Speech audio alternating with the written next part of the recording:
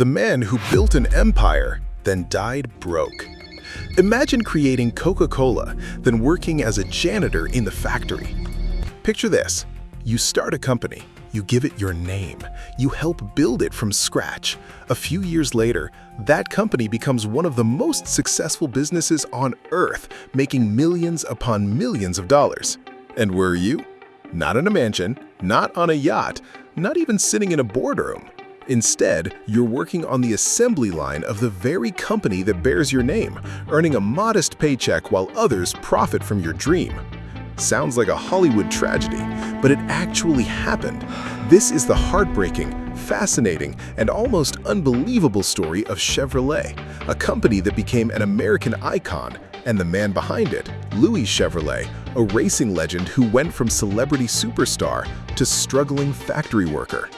His name is on millions of vehicles around the world, yet most people have never heard his story.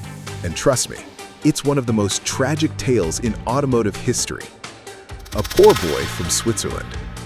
Long before Chevrolet became a household name, Louis Chevrolet was just a poor kid trying to survive. Born on Christmas Day in 1878 in Switzerland, Louis grew up in a large family with 7 children. His father worked in the watchmaking industry, a respected profession in Switzerland, but the family constantly struggled financially. When Louis was only 9 years old, economic hardship forced the family to relocate to France. Things didn't improve. In fact, they got worse. Money became so scarce that there were times when the family reportedly went days without enough food. Imagine being a child and worrying more about finding your next meal than playing with friends. At just 11 years old, Louis left school and went to work. Childhood was over. Responsibility had arrived. The bicycle genius. Louis found work at a bicycle repair shop called Robin Bicycle Workshop. What started as necessity quickly became passion. The young Swiss mechanic possessed something special. He wasn't just fixing machines, he understood them. He could see how things worked and how they could work better. By age 16, Louis had already designed his own bicycle called the Frontenac. And he wasn't just building bikes, he was racing them. Winning became a habit. The prize money helped feed his struggling family, but it also awakened something powerful inside him. A love for speed, a love that would shape the rest of his life and eventually destroy it. The day everything changed.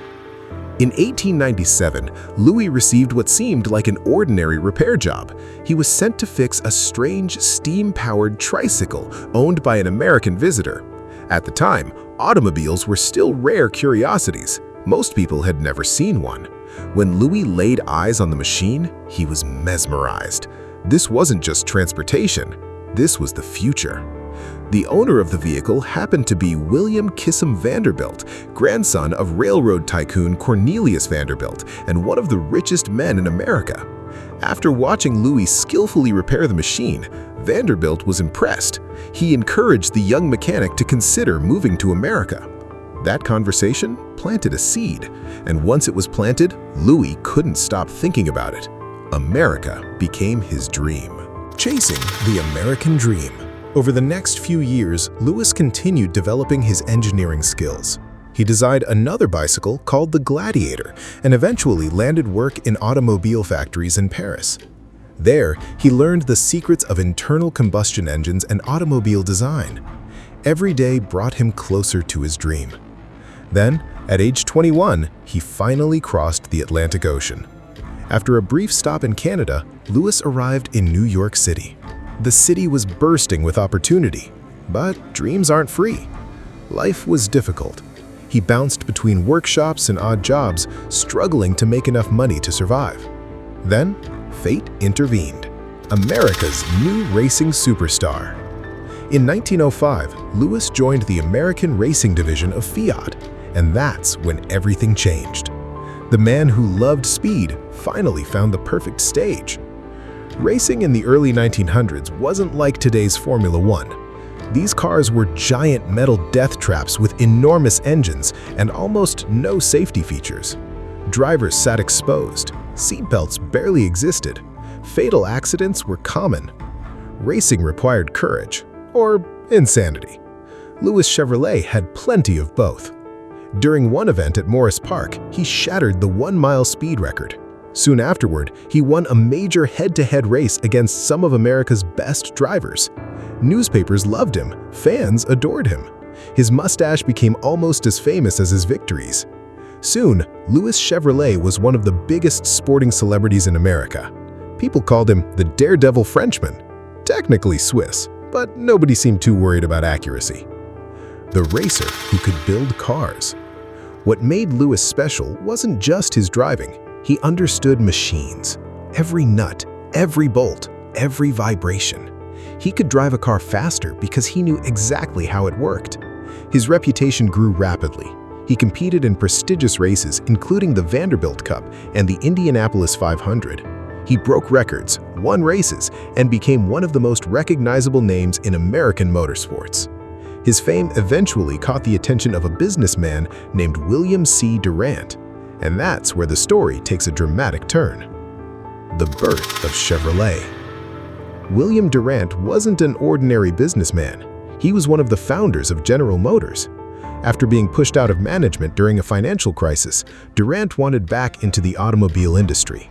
He needed a comeback, and Louis Chevrolet was the perfect partner. Not just because of his engineering skills, because of his name.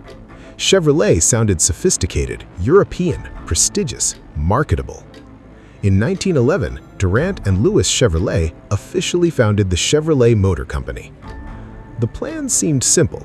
Louis would design cars, Durant would sell them. Together, they would conquer the automotive world. For a while, it worked. The first Chevrolet. Louis immediately got to work. The result was the Chevrolet Classic 6. This wasn't a cheap car, it was luxurious, powerful, elegant. It featured a massive 4.8-liter 6-cylinder engine and could reach speeds of around 65 miles per hour, an impressive figure for the era. Louis loved it. It reflected his racing roots and engineering philosophy. But there was a problem. The car was expensive, very expensive. Meanwhile, another man named Henry Ford was selling affordable Model Ts by the thousands. Durant saw the writing on the wall. Mass production was the future. Louis disagreed, and that disagreement would change everything. The argument that changed history. Louis wanted Chevrolet to build performance cars, race cars, machines that inspire passion. Durant wanted affordable transportation for ordinary people. The debate became increasingly bitter. Then things got worse. While Louis was traveling in Europe, Durant began restructuring the company without his approval. When Louis returned, he discovered that the company bearing his name was becoming something he never intended. Another heated argument followed. Then came one of the most famous statements in automotive history. Louis reportedly told Durant, "I sold you my automobile, I sold you my name, but I shall not sell my personality." Shortly afterward, he walked away. The company was still young, but Louis Chevrolet was already gone. The worst business decision of his life. Leaving the company was painful. What happened next was catastrophic. In 1915, Louis sold his remaining shares, every single one. At the time, it seemed reasonable. He no longer believed in the direction of the company. Why stay? Unfortunately, nobody has invented a machine that lets you see the future. Had Louis kept those shares, he likely would have become one of the wealthiest men in America. Instead, he walked away forever. The company continued, the founder did not. Success without Chevrolet. Under Durant's leadership, Chevrolet focused on affordable automobiles. The strategy worked brilliantly. Sales exploded. The company eventually surpassed Ford in several key markets. Chevrolet became one of America's dominant automotive brands. Millions of cars carried the Chevrolet name, yet the actual Chevrolet had nothing to do with them. Imagine watching your former company become a giant while knowing you no longer own even a tiny piece of it. That was Louis Chevrolet's reality. Tragedy strikes. After leaving Chevrolet, Louis founded the Frontenac Motor Company. Initially, things looked promising. His race cars performed exceptionally well. Together with his younger brother Gaston, he enjoyed enormous success. Then, disaster struck. In 1920, Gaston Chevrolet won the Indianapolis 500. Just months later, he was killed in a racing accident. Louis was devastated. The loss shattered him emotionally. According to many accounts, he never truly recovered. He reportedly vowed never to race again. The man who had spent his life chasing speed suddenly lost the passion that defined him. Bankruptcy and the Great Depression. Business troubles soon followed. Frontenac struggled financially. Investment plans collapsed. Eventually, Louis filed for bankruptcy. He tried again and again. Engine manufacturing, aircraft engines, new ventures, new partnerships. Nothing lasted. Then came the Great Depression. Businesses failed everywhere. Investors disappeared. Money dried up. The timing couldn't have been worse. For Louis Chevrolet, the dream was slowly unraveling. The ultimate irony. By the 1930s, Chevrolet had become one of America's automotive giants. Meanwhile, Louis Chevrolet was broke. With few options left, he did something almost impossible to imagine. He took a job at Chevrolet. Not as an executive, not as a consultant, not even as a board member, as a mechanic.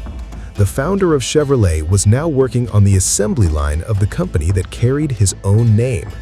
No red carpet, no celebration, no heroic welcome. Just another employee punching the clock. If that isn't one of history's cruelest ironies, it's hard to know what is.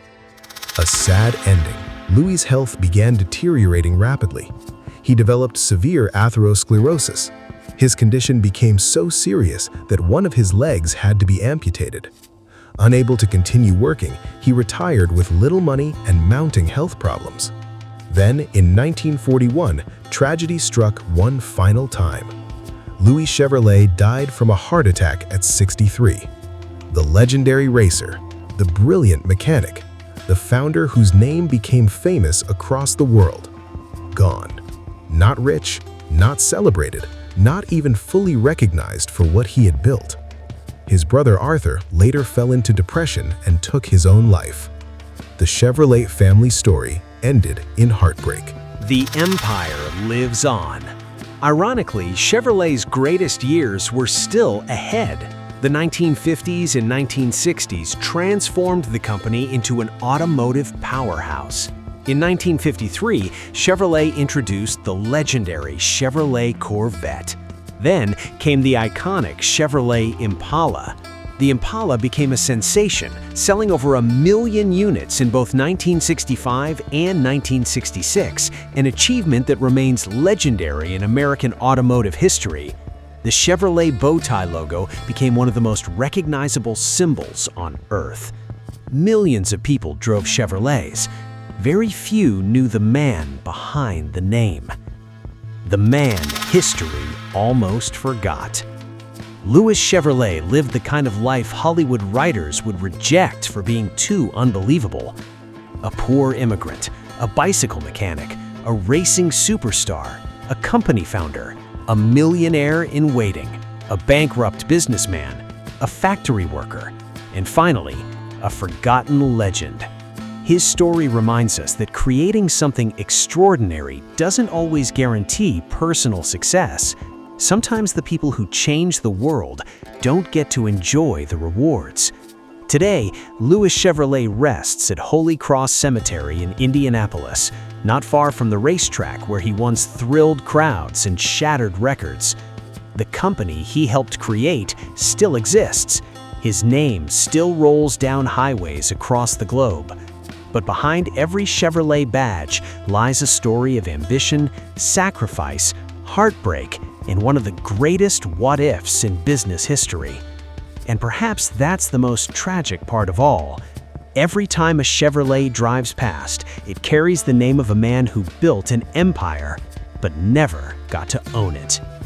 If this story reshaped how you think about Chevrolet, or about what it actually takes to have something and then lose it, leave a comment and subscribe for more stories like this. Catch you on another one.